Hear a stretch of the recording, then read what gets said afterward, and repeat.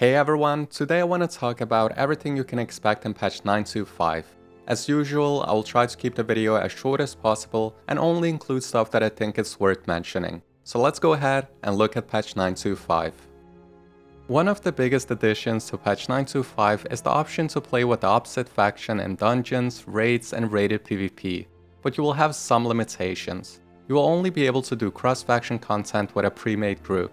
So you won't be able to queue up for stuff like looking for raid using the dungeon finder, queuing up for skirmishes, or doing any sort of open world content. Maybe it's something they will add in the future, and I hope they do, because it could potentially shorten some of the long queue times we currently have. They've also limited some of the instances you'll be able to do, because they are faction specific. So you won't be able to do raids like ICC and Siege of Borealis, but most of the other legacy raids will still be available. I know some of you had hoped for cross-faction guilds, but unfortunately they're not a thing, at least not in patch 9.2.5. The good news is that you'll be able to make cross-faction communities, so hopefully we'll see cross-faction guilds in the future as well. Now making a cross-faction group is simple enough because you can A, just invite a friend from your friends list, or B, look for players in the group finder. They've also made it possible to only look for your faction if that's what you want to do. Moving on, we have the new heritage questlines for Blood Elves and Dark Iron Dwarfs. I don't want to spoil what the questlines are about, but you'll be able to get some pretty awesome mounts in Transmog. The Blood Elf questline will give you a recolor of the Hawkstrider, a polearm, and the Blood Knight's dedication set for paladins. The Dark Iron Dwarf questline will also give you a brand new mount and these awesome looking weapons. We've actually seen the weapons in the past, I even made a video about it, but they are finally adding it to the game. The good news is that all of this will be account-wide, so once you have completed the questlines, you'll be able to use it on your other toons as well. The next major addition to patch 9.2.5 is Season 4. Just keep in mind that you won't be able to play the season when the patch releases. You'll probably have to wait a month or two. The cool thing is that this season is very experimental. They're trying so many new things. This is the Blizzard that I've missed for so many years. First and foremost, they're adding something called Fated Raids, which are basically Shadowlands raids, but with a higher item level. But that's not all. The raids will also have an affix. I mean, this is so awesome. Obviously, the raids will have their own affix, so you won't get something crazy like Necrotic.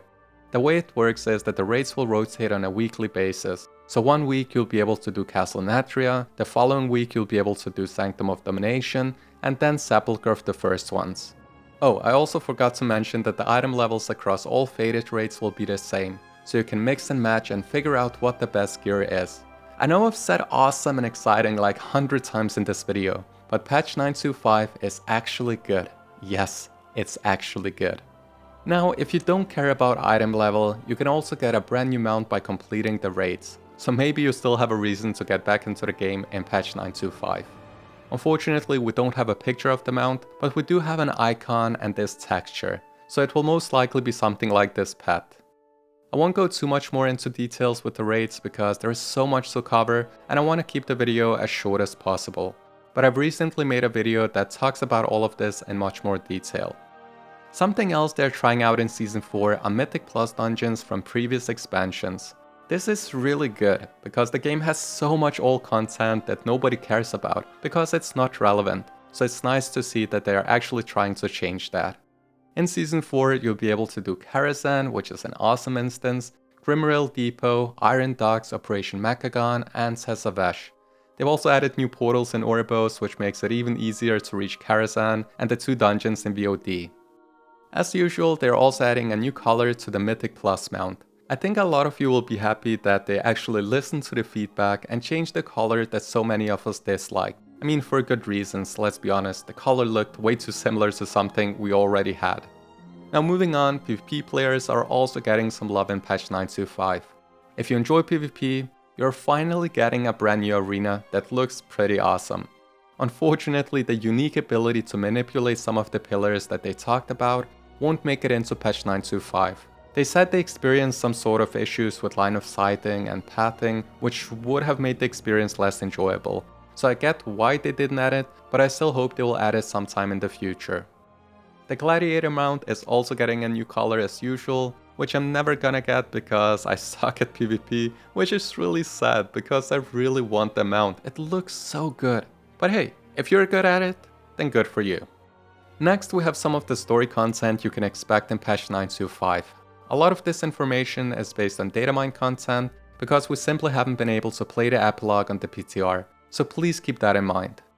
Patch 9.2 left us with a cliffhanger. We defeated the jailer and saw Sylvanas get banished into the Maw. If you read the amazing book by Christy Golden, you will know that Sylvanas is not alone. Maybe Anduin is with her, or maybe somebody else, we simply don't know. But what we do know is that Sylvanas got a new animation, so the likelihood of seeing her in patch 9.2.5 is high. They've also added a new cutscene called the Queen's Gift. This cutscene added a new model of a wild seed and some new animations for Tyrande as well. So again, the likelihood of this being a part of the epilogue is pretty high. Something that I personally love are the stay a while and listen dialogues, which are always awesome. So in patch 9.2.5, you'll be able to see what Khadgar has to say to Jaina and listen to a conversation between Bolvar and Talia. Another piece of data mine content we have is a new map of Tirisfal Glades that doesn't look as destroyed as it does now. There's also a brand new quest called Eyes of the Wolf, which asks you to meet with Kaelia, so I'm pretty sure Tirisfal Glades will have something to do with the epilogue.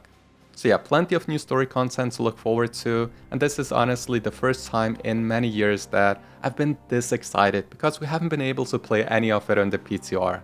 So yeah guys, these were some of the major additions to patch 9.2.5. So let's go ahead and talk about some of the minor things as well.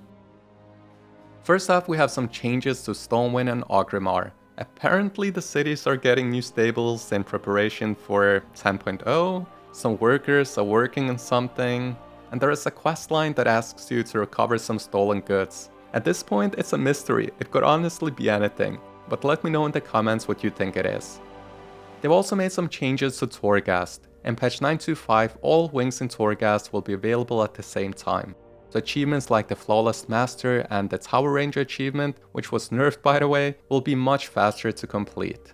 Now, if you're somebody who loves alts, you'll be happy to know that Mark of Distinction will now give you Renown level 60 instead of 40. They've also added more accessibility to the game. If you're somebody who suffers from motion sickness, you'll be able to buy a potion in Grimrail Depot and the Maw of Souls and turn off some of the moving environments. It's always nice when they add more accessibility to the game, especially now that Grimrail Depot is one of the Mythic Plus dungeons in Season 4. They've also nerfed the experience you need to rank up when you craft a legendary. Previously you had to craft 15 items to get a new rank. However, in patch 9.2.5, they've increased the experience by 400%, which is a massive buff. So now you just need to craft 3 items instead of 15, which should be pretty easy. Hopefully this will engage more people with the crafting system, especially if they took a break from the game. Another small thing they changed is the UI for the reporting system, which will hopefully make it a lot easier to report someone for cheating. We're also potentially getting a new color for the Druid Form that we got in patch 9.2. Something that I've started to appreciate because I'm getting so old is the high resolution texture on the bigger mouse cursors that we're getting in patch 9.2.5. Now, the last thing I want to mention is an amazing Easter egg at the Windrunner Spire. I don't want to spoil what it is, but it will be a pleasant surprise, especially if you read the Sylvanas book.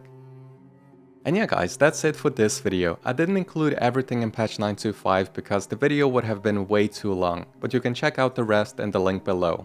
I still hope this video was helpful and you have a better understanding of what you can expect in the final patch. If you enjoyed the video, then please drop a comment below, even if you don't have anything to say, because it truly helps out with the algorithm. And also consider subscribing to the channel if you haven't already. Anyways, have an amazing day, and I hope to see you again. Take care.